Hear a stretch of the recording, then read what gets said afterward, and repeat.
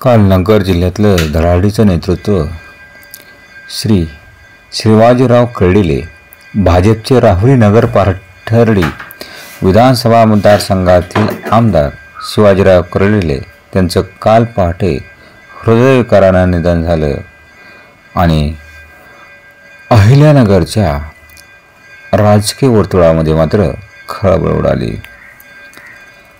कारण चालता बोलता फिरता हे आमदार, परंतु एक छोट्याशा हृदयविकाराच्या झटक्याने मात्र एक्झिट घ्यावी लागली. कारण 2-4 दिवसापूर्वी संदीप मिश्रा यांचा कार्यक्रम होता राहुरीला. तिथं मात्र सुजय विखे पाटलांनी हाताला धरून त्यांना मात्र कार्यक्रमापर्यंत नेलतं. ज्यावेळेस सुजय विखे पाटलांना विचारण्यात आलं का तुमच्या संग मात्र ते होते, त्यावेळेस त्यांनी सांगितलं माझा मात्र विश्वासच बसू शकत नाही, कारण काल माझ्या संग 1 ते 2 घंटे ते मात्र होते आणि आज मात्र ते ह्या जगामध्ये नाही. मनुष्य कितीही मोठा असला किंवा कितीही छोटा असला, पण ज्या वेळेस मात्र मनुष्याचं भरतं त्यावेळेस मात्र कितीही पैसा असो, किती पद असो, कितीही प्रतिष्ठा असो, ह्या जगाचा मात्र निरोप त्याच वेळेस मात्र घ्यावा लागतो.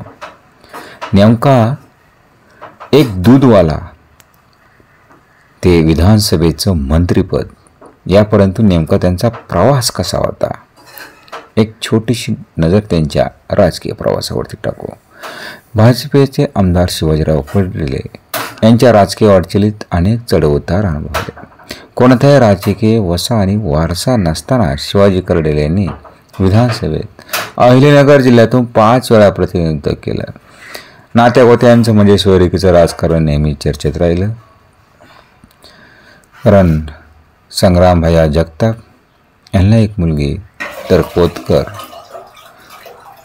संदीप कोतकर यांना एक मुलगी, अशा प्रकारचं मात्र त्यांचं सर्वच अहिल्यानगरमध्ये सर्वात मोठ्या घराण्यांशी मात्र नातं जोडलं. दूधवाला ते मंत्रिपदापर्यंत त्यांचे राजकीय प्रवासाचे किस्से त्यांच्या निधनानं मात्र कार्यकर्ते पुन्हा उजाळू देऊ लागले आहे. दूधवाला सरपंच ते मुंबईतील विधिमंडळ असा त्यांचा राजकीय प्रवास मात्र थक्क करणारा आहे. एक दूधवाला ग्रामस्थांच्या अडचणी सोडवता आमदार झाला, पुढे मंत्रिपदावर देखील विराजमान झाला. राजकीय प्रवासात विरोधांना नेहमीच कात्रजचा घाट दाखवणारे भाजपाचे आमदार शिवाजीराव कर्डिले यांचं आज काल पहाटे हृदयविकारानं निधन झालं. दिवाळी सणाच्या पहिल्या दिवशी या बातमीने मात्र जिल्ह्यावरती शोककळा पसरली होती. नगर जिल्ह्यातील बोरानगर येथील शिवाजी कर्डिले यांचा मूळ व्यवसाय दूध विक्रीचा होता.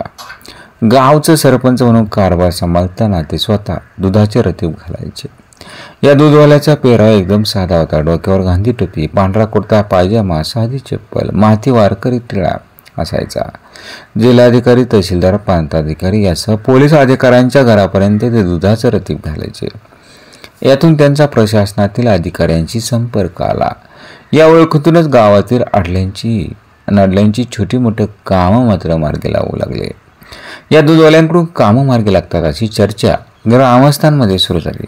कोणतेही काम असले की दूधवाल्याकडे म्हणजे शिवाजीराव कर्डिले यांकडे ग्रामस्थ धाव घेऊ लागले. यातूनच शिवाजी कर्डिले यांचा जनसंपर्क वाढला. गावाबरोबर आजूबाजूच्या पंचक्रोशीत शिवाजी कर्डिले यांचं काम मार्गी लावतात अशी चर्चा होऊ लागल्या. यातून शिवाजी कर्डिले यांच्याकडे कामं घेऊन येणाऱ्यांची संख्या वाढली. सरपंच असल्यानं कामं कशी मार्गी लावायची, कसा पाठपुरावा करायचा याचा अनुभव होता. प्रशासनातील अधिकारी देखील आपल्या घरचा दूधवाला म्हणून कामं मार्गी लावायचे. विशेष म्हणजे काम मार्गी लागण्याच्या पाठपुराव्यापासून ते पूर्ण झाल्यानंतर त्यांचे आभारापर्यंत संबंधित अधिकाऱ्यांना शिवाजी कर्डिलेंकडून आवर्जून रिप्लाय द्यायचा. यातूनच शिवाजी कर्डिले यांच्या कामाची पद्धत अधिकच चर्चेत आली आणि लोकांमध्ये लोकप्रिय होऊ लागले. शिवाजी कर्डिले यांची दूधवाल्यांमध्ये देखील आपला माणूस म्हणून चर्चा असायची. पुढे प्रशासकीय अधिकारी देखील शिवाजी कर्डिले यांचं काम म्हटल्यावर शेतकऱ्यांची कामं म्हटल्यावर मार्गी लावण्यासाठी मदत करायची. यातूनच शिवाजी कर्डिले यांनी पुढे थेट आमदारकीपर्यंत मजल मारली. आपला दुधवाला म्हटल्यावर पंचक्रोशीतील लोकांनी स्वतः पुढाकार घेऊन शिवाजी कर्डिले यांना बळ दिलं. त्यावेळी नगर नेवासा विधानसभा मतदारसंघ होता. 1995 त्यांनी अपक्ष म्हणून उमेदवारी केली. तिथे एक हाती विजय मिळवला आणि तोच कित्ता पुढे त्यांनी 1999 मध्ये घडवला. 2 वेळा अपक्ष आमदार राहिले. शिवसेना त्यांनी या काळात बाहेरून पाठिंबा दिला. पुढे ते राज्यमंत्री झाले. त्यांना मत्स्य आणि बंदरे विकास खाते मिळालं. यानंतर त्यांनी राष्ट्रवादी काँग्रेसमध्ये प्रवेश केला. हा राजकीय प्रवास पुढे भाजपपर्यंत जाऊन पोहोचला. शिवाजी कर्डिले यांनी आपल्या दांडग्या जनसंपर्काच्या जोरावर कधी मागे वळून मात्र पाहिलंच नाही. आता भाजपमध्ये असले तरी आपला दुधवाला म्हणून त्यांची प्रतिमा तशीच होती. राष्ट्रवादी काँग्रेसमधून नगर नेवासा मतदारसंघातून आमदार झाले. याच काळात त्यांनी सहकार्यानं खुणावलं.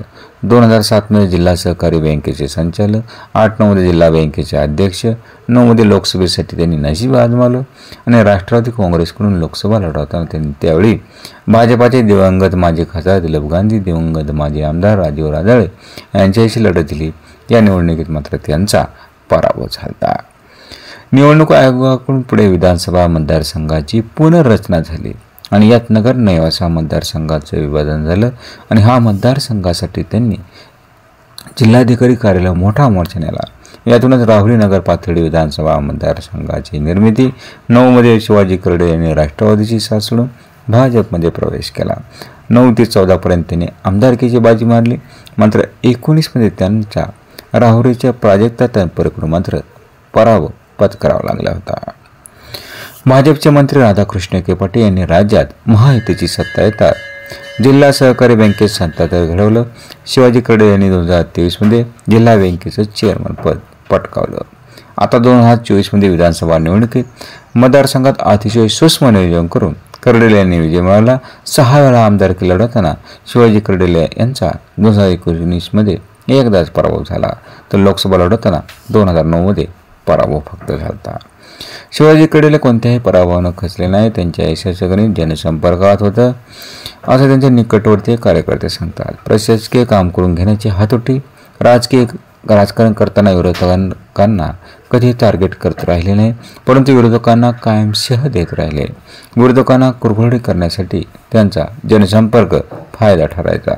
हा जनसंपर्क त्यांच्या सरपंच काळापासूनचा होता. मतदारसंघासह जिल्ह्यातील प्रत्येक तालुक्यात नावाने ओळखणारी कार्यकर्त्यांची फौज होती. कार्यकर्त्यांची ग्रामस्थांची कामं मार्गी लावण्यासाठी जनता दरबार व्हायचा. जनता दरबाराची पद्धत त्यांच्या पहिल्या आमदारकीपासून सुरू होती असं त्यांचे निकटवर्तीय सांगतात. मध्यंतरी आजारपण उफाळलं. उपचारानंतर डॉक्टरांना पूर्ण आराम सांगितला होता. मुख्यमंत्री देवेंद्र फडणवीस यांनी देखील त्यांची उपचारादरम्यान भेट घेऊन आरामाचा सल्ला दिला होता. दिवाळी पाडव्याला त्यांच्या निवासस्थानी फराळाचा कार्यक्रम व्हायचा. यावेळी देखील त्यांची जोरदार तयारी करण्यात आली होती. या दिवाळी फराळाच्या कार्यक्रमाला जिल्ह्यासह राज्यभरातील प्रमुख नेते, प्रशासनाचे अधिकारी, जुने जाणते कार्यकर्ते, नातेवाईकांना आमंत्रित केलं जायचं. हा फराळाचा कार्यक्रम त्यांनी एखादा अपवाद वगळता कधी खंड पडू दिला नाही. धोंड्याचा महिना देखील ते कार्यकर्ते, पदाधिकारी सर्वांना मात्र जेवण मात्र द्यायचे आणि खऱ्या अर्थाने असा हा कार्यकर्ता, जनसामान्याचा नेता आणि एक जनसामान्याचा आमदार ते मंत्रिपदापर्यंत पोहोचलेला एक उमदा अहिल्यानगरचा नेता मात्र आज सर्वांना सोडून मात्र इहलोकीची यात्रा मात्र धरली. असे हे